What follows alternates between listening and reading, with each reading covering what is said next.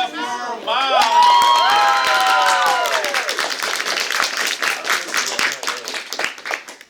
Okay, so you already know me. I'm Mao, and an important thing of me is that I'm Colombian. So I decided to do something really. Wait 1 second. I forgot this. There we go. Something related to my culture, but I wouldn't call it Colombian horror. I would rather call it. Oh, 1 second. Yeah, click on the slides now. Oh no. Okay, there we go. Here, called Colombian monsters. Okay. So, who did I go to this idea? To be honest, at first I crashed out. I was like, oh my god, what am I gonna do? This is Zenith, this is an important project. I see all my classmates with ideas of what they want to do. And I was like quite of panicking, but something in me knew that I wanted to do something comfortable. And then I remember of my culture. I heard my friend Tina mentioning said that she was thinking doing about something related to her culture. And I was like, oh wow. And then I came to the horror, something that I have always loved. Since I was little, I remember hearing stories from my aunt, my uncles, my grandparents, from different people, and that would be like the most exciting thing ever for me. I would be like waiting for see what they say. And at the same time, I also was doing my director presentation, and I talk about Guillermo del Toro, a marvelous person, monster creator, fantasy. Like I aspire to be him. Like one day, he's such wonderful. Okay. Take a step to the right, please. Yep. Okay, so we started the stage of pre-production because we know have three stages. I started with my storyboarding. My storyboards ended up being a little bit bigger than I thought. I started talking with some friends and doing the work together. That was some nice time. I also started looking for the different makeup options and different props I would need for my monsters, to create the monsters I was inspired by my culture, from different histories. And here we can see some stage close to production with Ina, helping with some makeup and some clothes, wardrobe. And the production stage, I decided to do things related to my home, like clothes, so I will make things more complicated, even one of my short films even at my home. And I decided to do it with friends. I love my friends, they're really helpful, so that was something really nice to have, like this community we created here at Freestyle, something really lovely to me. And also during this stage, I need to remind myself to believe in me.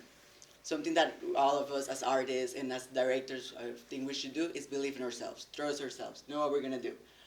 Keep yourself organized. Oh my god, I think I have heard many people about being organized, like all the struggles they have gone through. And I think this is another thing that I have to remind myself. And so I want to remind me the importance of a shot list. I wasn't used to this because I'm like working with storyboard most of the time. And I was like, that's something really useful, and it did really help a lot on my production time. Then post production, I use Premiere Pro, like this is the one they use here in Freestyle, super useful. I really thank my friend Stell because she was like already with a lot of music, and so she sent me the music and the one I use in my short film. And I also use free sound to my sound effects. And something really important, like the whole short film changes when you use the sound. Like sound is like half of your short film. Like so amazing how much you start to change and see your history grow. And okay, I think it's time to show it up. I'm gonna show this one first. Okay.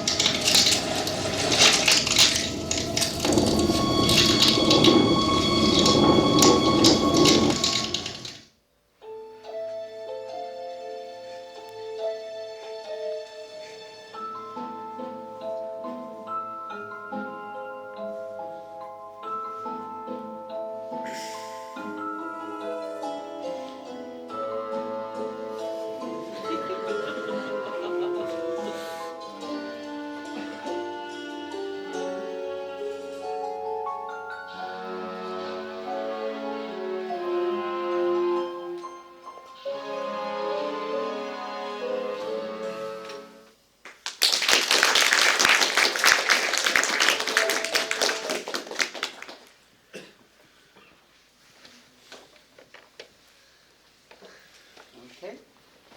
So those were my two short films. Some reflections I get from them and this experience from working on my Zenith and doing this project that I really loved is time management. You always have to keep organized yourself. Like organize your time in the set, organize your time editing, find the places in your time to keep everything organized, as I have said. The shot list was something really I'm grateful for, and something really important for me, and I want to remind you, all of us as artists, as creators, is use your voice. Your voice counts. Believe in yourself. You always have to stand up for what you want to do, for what is right, and for yourself. And yeah, believe in yourself. Sometimes I feel we doubt yourselves or abilities, what we can do, and it feels something really beautiful when we do believe in us and what we're able of doing. So yeah, thank you.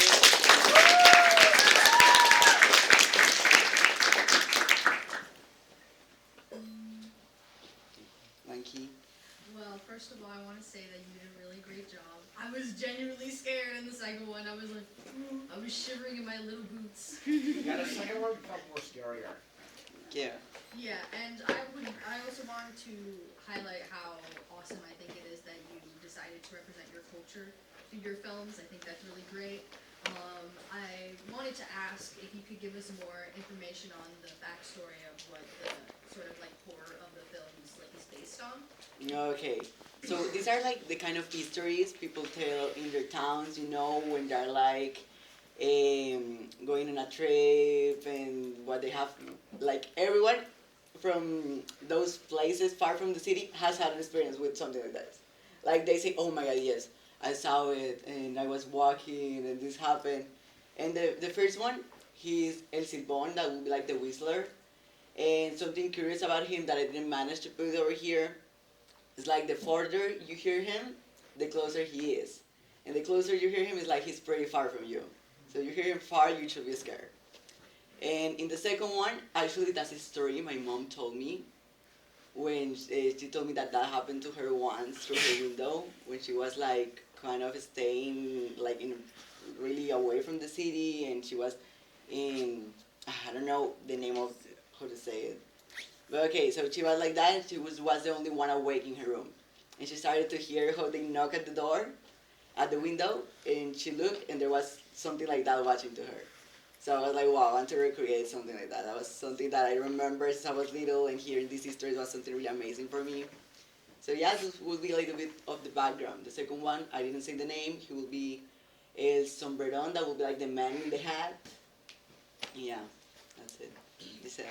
I wanted to say that I really like the edit of your second one. Like I could feel the tension, and I was also kind of scared. And I wanted to ask, like, what were some of the struggles that you faced, and how did you overcome them? So some of the struggles, so I have a bunch of them, I think, as we all did at certain moment. By example, one of them would be one day with the makeup. I also used a material for the ribs that didn't work for the ribs at all. I used air dry clay, and when we tried to stick them to the skin, it didn't stick. And then the actor we put it on the actor and it fell. We were like, oh my God! And when it fell, it broke. So we're like, oh, it was something really crazy. Then I found the right materials, so it was a lovely material, foam clay. And also directing, I feel I got really a lot of experience from here, and remind myself that I'm the director, that I'm the one that is organizing the people. So that's the importance of keep yourself organized and manage to use your voice. Last question, last one. Oh my God. That's it. I want to just, I'm just so thankful you stuck with your idea of horror. I know that was really intimidating as a first-year senior to come in here and learn about film, because it is a mammoth process. I'm so happy you decided to do 2 films for your Zenith, which is just, it takes so much ambition to do that. I'm very happy that you stood up for yourself for this process and made it happen, and I think that just shows you have real talent to do something like this in the future. And you could even see the growth between your first and second one. That's good. I loved it. Congratulations. Bravo.